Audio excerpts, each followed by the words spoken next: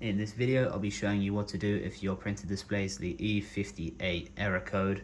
This is the Canon Pixma E3340 model.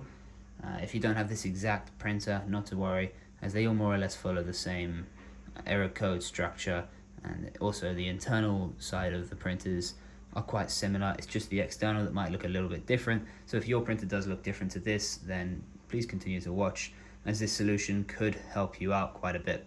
So the reason you might be getting this error code is that you're trying to print before the printer has time to recognize the printing size. For example, as you can see in this printer, I have the A4 paper installed, and I also have the slider adjusted to the A4 setting. But if I had it a little bit too far out, then the paper would be able to move around, and this could cause a problem with the paper printing, causing a jam or anything else like that.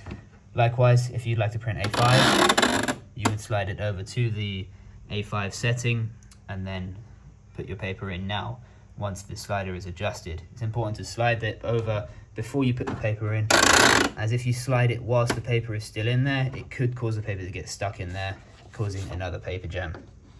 So once that is adjusted over, you can begin your printing process. But if you're receiving this code, it means that you've tried to print before you've done this. So what you need to do, of course my printer isn't displaying the issue currently, but what you'll have to do once it is to press stop to completely cancel any printing that the printer is trying to do, and that will terminate the whole process. Readjust the slider and the paper to make sure that it fits.